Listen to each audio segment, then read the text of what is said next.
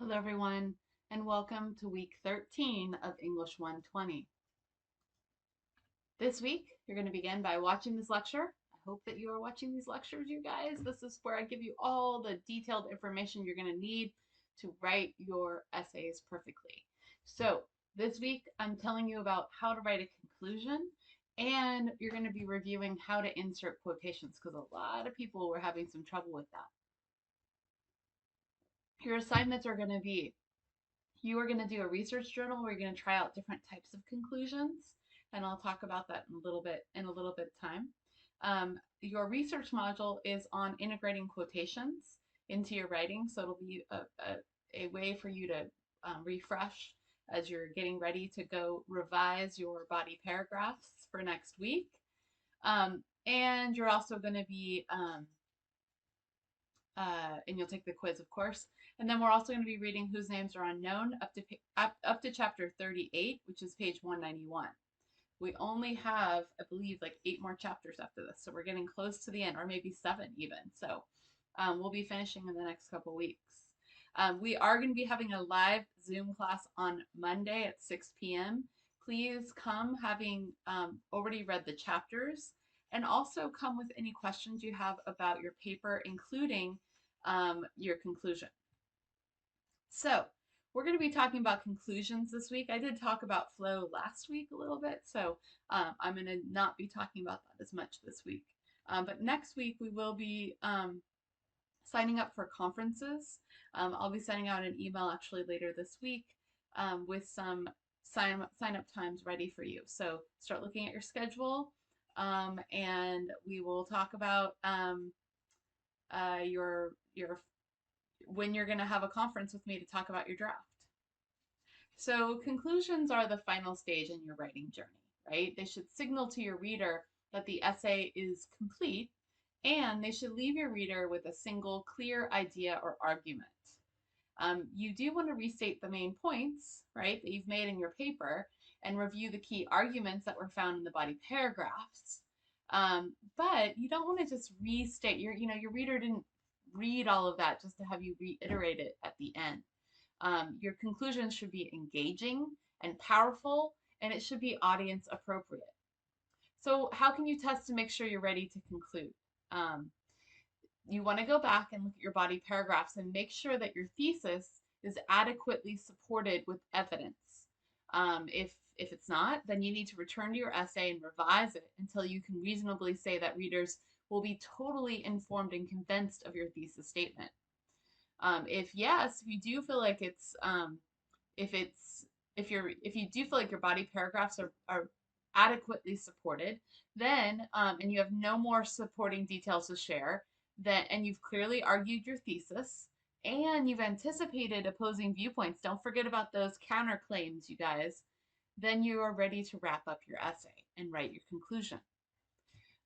What do you want your reader to be thinking or feeling at this point, at the end of your essay? If your reader is confused, right? You're definitely not ready to conclude if your reader is confused at the end. So how do you find that out? You have a friend read your body paragraphs, okay?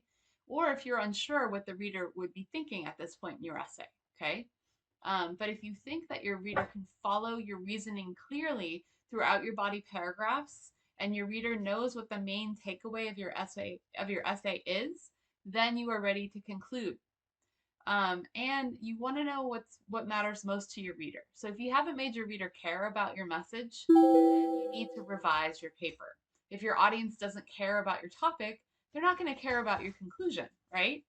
But if your main idea is clear and you've convinced your reader that the topic and thesis are relevant and important, then you are ready to conclude. Here's some questions you can ask yourself. Can I empathize with my readers and see the essay through their eyes? Can I pinpoint the single most important thing that I want readers to know after reading my essay? And is there a powerful story or fact that will effectively end my essay? I want you to think about those questions right now. Okay, take a moment, pause this video, and think about those questions. There's a lot of different ways that you can conclude. You can summarize, obviously you're going to begin with some sort of transition, like in conclusion. So the reader is signaled to know that you are going to be concluding your essay. And just as a little disclaimer, really quickly, I realize that many of you, by the time you get to writing your conclusion, you are really tired of writing your paper, right? I get it. It's a lot of writing. But the conclusion is the most important paragraph you're going to write in your paper. Why? Because this is your last chance to have the audience's ear, to really convince them of your argument. Okay, so please, that's why I break this up. I have you write your body paragraphs first, then go back and write your introduction. And last, but certainly not least, is your conclusion. So there's a lot of different strategies you can use to really excite the reader. You can present them with a climatic moment or lesson learned that you had. Or you can end with a powerful quotation. You can end with a surprising statistic. Or you can include a narrative or vivid example at the end. Or maybe it's something where you want your readers to do something. So create a call to action.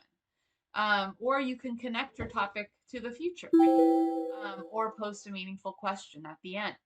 One thing is you can mirror the strategy you used in your introduction. So say you started with a quotation, you can come back to that quotation in your conclusion and show how after proving your thesis, that quotation is even more meaningful.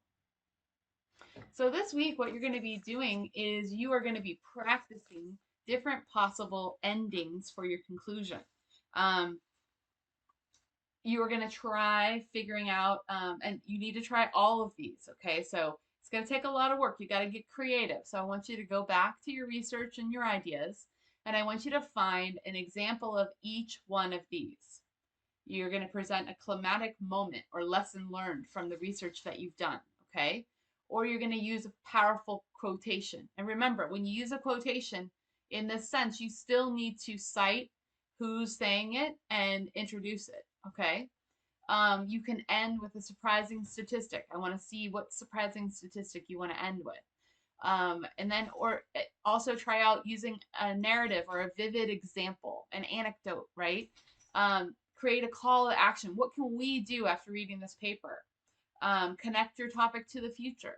How does what you're talking about today affect the future? Or you can leave us with a meaningful question, okay? Each of these strategies, I want you to try out every single one of these, and that is due as a research journal on by next Thursday, November 12th. So we're going to review integrating quotations this week. It's really important. A lot of you in your body paragraphs were having a difficult time with in-text citations, and a lot of you were relying on block quotes. So I want to go back and go over this unit on integrating quotations. So you're going to do a short reading in the Bedford Researcher. And then you're going to read about attributions and citations, right? We've talked about that before, but I would like you to go over that. What's expected of you. Then you're going to watch a video in text parenthetical citations, a primer, and then you'll read MLA in text citations. It's from Purdue OWL. It's a great example of how to do it. Okay, then you'll take the research quiz by Thursday, November 12th. If you have questions after going through this work, if you still have questions about how to do in-text citations, please stop by my office hours and let me know so we can work on it together. Finally, I want to give you a final tip about your paper because you're going to need it for next week. A lot of you need to work on your titles. You can't just name your paper, climate change, right? You need to have more than just your topic or research paper, right? That's way too blank. You want to grab your reader, okay? And you're going to do that by doing, this is a way, if you're not super creative, if this isn't your thing, here's a little formula for how to do it, okay? First thing you're going to do is write down your topic, right? So I would write down climate change, right? And then I want you to think about the main topics that you're making in your paper. Maybe I'm talking about the heating up of the environment, increase in disasters, and what we can do to stop it, right?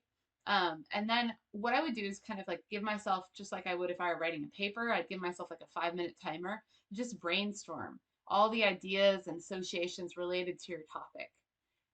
And then go back to that and think about how could you put those ideas together to make a clever title, right? So, for example, if my say I was writing, I was arguing in a paper that Hank Aaron was the best baseball legend, and so it's a major research paper that I've written, right? And I'm going to talk about his early life, his passions outside of baseball, and his baseball life, right?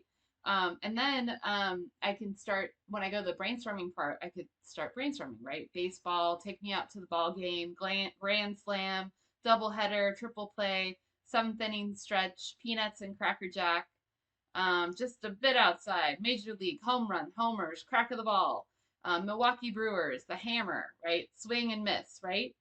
So if I put those together, right? So if I did all that brainstorming, um, I could maybe think about using some alliteration and think about calling it Hank Aaron Hammers at Home, right? That H off hammers and home really brings the title together. So that's a clever title that you can come up with, right? That really kind of makes the reader want to read your paper. Okay? So that's it for this week, you guys. It's a short lecture. I hope you've watched it. If you have questions, just reach out and I will help you. I'll see you guys online.